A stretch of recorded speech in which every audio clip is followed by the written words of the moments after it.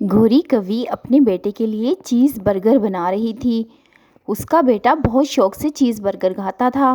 گوری کوی بہت امیر تھی، اس کے گھر میں سب کچھ تھا، وہ سب اچھے اچھے کھانے کھاتے تھے، لیکن وہ مغرور بھی بہت تھی اور اس میں دکھاوا بھی بہت تھا۔ اس کے سامنے غریب چڑیا رہتی تھی، ٹونی اور اس کا بیٹا کوکو۔ ٹونی کا شوہر کچھ دن پہلے ہی فوت ہو چکا تھا، اس لیے ٹونی کے حالات بہت خراب تھے، ان کے پاس کھانے کو بھی کچھ نہیں ہوتا تھا، لیکن گوری کوی بالکل بھی اس کا خیال نہیں رکھتی تھی۔ وہاں پر کوکو سوکھے دانے کھا رہا تھا، لیکن اس سے نگلے نہیں جا رہے تھے۔ اس نے اپنی مما سے کہا، مما مجھے تھوڑا سا پانی دے دیں، میں پانی میں ڈبو کر کھا لیتا ہوں، سوکھے دانے نگلے نہیں جا رہے۔ ٹونی نے اسے پانی کا گلاس دیا اور اس کی آنکھوں میں آنسو آ گئے۔ اس نے اپنی آنکھوں کے آنسو اپنے بیٹے سے چھپائے، کیونکہ وہ نہیں چاہتی تھی اس کا بیٹا کسی احساس کمتری کا شکار ہو جائے، اور اس کا بیٹا سوکھے دانے پانی میں ڈبو ڈبو کر کھانے لگا۔ اس کا بیٹا بھی ٹونی کی طرح بہت ہی صبر والا تھا۔ ٹونی بہت دکھ میں تھی کہ کیسے وہ اپنے بچے کو اچھا کھانا کھلا سکے اور اپنے گھر کی حالت ٹھیک کر سکے، کیونکہ اس کا گھر بھی بہت ہی خراب تھا، ٹوٹا پھوٹا ہوا، اور اس کے گھر میں ضرورت کی چیزیں بھی نہیں تھیں۔ لیکن اس کا بیٹا کوکو کبھی بھی اپنی ماں کو تنگ نہیں کرتا تھا۔ کوکو باہر آ گیا اور بیٹھ گیا، اور وہاں پر کالو کوے کے بیٹے نے گوری کوی سے کہا کہ مما میں چیز برگر باہر جا کے کھاؤں گا، کوکو کو دکھا دکھا کر بڑا مزہ آئے گا، اس کے سامنے جب میں اچھی چیزیں کھاتا ہوں نا تو اس کی شکل دیکھنے والی ہوتی ہے۔ گوری کوی یہ بات سن کر ہنسنے لگی۔ اس نے کہا، بڑا چلاک ہو گیا ہے میرا بیٹا، جاؤ شاباش، جاؤ لے جاؤ برگر اٹھاؤ اور جا کر مزے سے کھانا، لیکن اس کو دینا مت۔ کوکو نے کہا، مما آپ فکر ہی مت کریں، اور پھر راجو باہر آ کر چیز برگر کوکو کے سامنے کھانے لگا۔ بہت ہی مزے کا ہے چیز برگر، میری مما بہت مزے کا چیز برگر بناتی ہے۔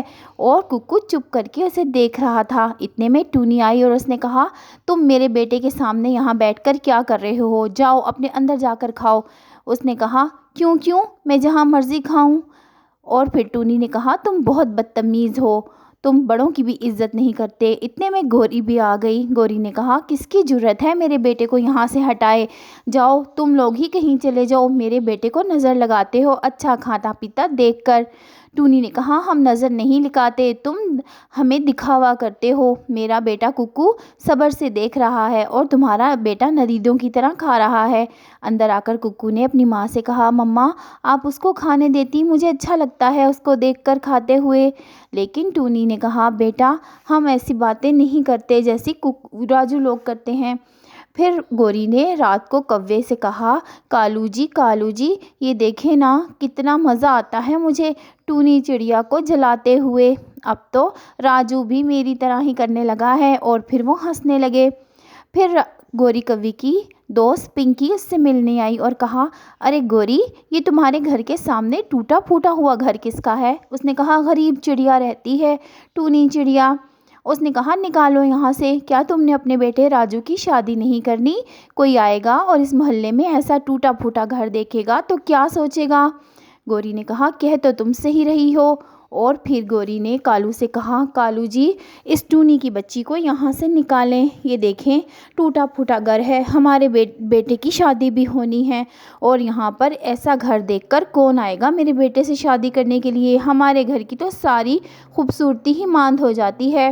کالو نے کہا، ہاں مجھے بھی پتا ہے، کل میں بات کرتا ہوں۔ پھر وہ ٹونی کے پاس گیا اگلے دن اور کہا، ٹونی جلدی سے یہ گھر چھوڑ کر چلی جاؤ اور یہاں سے اپنا بوریا بستر گول کرو۔ ٹونی نے کہا، کالو بھیا ایسا کیوں کہہ رہے ہیں؟ کالو نے کہا، ارے اتنا ٹوٹا پھوٹا گھر ہے، جو بھی آتا ہے دیکھ کر ہنستا ہے، یہاں سے جاؤ، ہمارے گھر کے بھی مسئلے ہیں، ہم نے اپنے بچوں کی شادیاں بھی کرنی ہیں۔ ٹونی نے کہا، کالو بھیا میں کہاں جاؤں گی؟ اتنے میں کبوتر اور ہریل طوطا بھی آ گئے۔ ٹونی نے کہا، ارے بھائیو آپ ہی کوئی سمجھاؤ اس کو۔ لیکن انہوں نے کہا، گوری بہن کہہ تو یہ بھی ٹھیک رہا ہے، اپنے گھر کی حالت تو دیکھو کیسی بری ہو رہی ہے، بالکل ہی جھونپڑی کی طرح، یا تو تم اس کو ٹھیک کر لو یا پھر یہ چھوڑ کر محلہ چلی جاؤ۔ کالو نے کہا، تمہارے پاس 2 دن کی مہلت ہے۔ پھر ٹونی اندر آئی اور اپنی بیبی سے کہا، ارے کوکو چلو کلہاڑی اٹھاؤ اور چلتے ہیں، ہم آج ہی اپنے گھر کو ٹھیک کریں گے۔ ٹونی نے ٹھان لیا تھا کہ وہ گھر کو ٹھیک کر کے ہی رہے گی، کیونکہ وہ بہت بے عزت ہو چکی تھی، اس کو اتنی بے عزتی برداشت نہیں تھی۔ کوکو نے کہا، مما آپ فکر مت کریں، میں آپ کے ساتھ ہوں، آپ کے ساتھ پورا کام کرواؤں گا۔ کوکو اپنی ماما کا بہت ساتھ دیتا تھا۔ پھر وہ دونوں کلہاڑی اٹھا کر جنگل میں آئے اور ایک سوکھا درخت کاٹنے لگے، لیکن جیسے ہی کوکو کلہاڑی مارتا اس میں سے ایک عجیب سی آواز نکلتی تھی۔ کوکو نے اپنی ماں سے کہا، مما اس میں سے تو کچھ عجیب آواز آ رہی ہے، جیسے ہی میں کلہاڑی لگاتا ہوں آواز کچھ عجیب ہوتی ہے۔ پھر ٹونی نے بھی ایسا ہی دیکھا اور ٹونی نے کہا، واقعی۔ پھر انہوں نے اس درخت کو بیچ میں سے کاٹ دیا اور پھر ٹونی کی خوشی کے ماری چیخ نکل گئی۔ اس نے کہا، کوکو اللہ نے ہماری سن لی، یہ دیکھو کتنا بڑا سارا سونے کا تاج اور کتنے اچھے سونے کے سکے ہیں، ارے ہم تو امیر ہو گئے، ہماری تو ساری پریشانیاں ہی دور ہو گئی ہیں۔ کوکو بھی خوشی سے ناچنے لگا اور کہا، مما اب میں بھی چیز برگر کھاؤں گا نا، اور ہمارا گھر بھی پیارا ہو جائے گا۔ پھر ٹونی نے اپنا گھر کوکو کے گھر سے بھی زیادہ پیارا بنایا۔ اتنا پیارا گھر دیکھ کر گوری کوی جل گئی اور پھر کوکو بھی باہر بیٹھ کر چیز برگر کھاتا تھا۔ اور پھر گوری نے کہا، ارے تمہارے پاس اتنا پیسہ کہاں سے آیا؟ گوری بہت شرمندہ بھی ہو رہی تھی۔ اتنے میں ایک کبوتری وہاں آئی اور اس نے کہا، ارے ٹونی بہن، یہ تمہارے پیارے سے گھر کے سامنے یہ کالی کوی کیا کر رہی ہے؟ اور کوی کو کہا، ارے تمہارا رنگ تو بہت ہی جلا ہوا ہے، کیا لگاتی ہو؟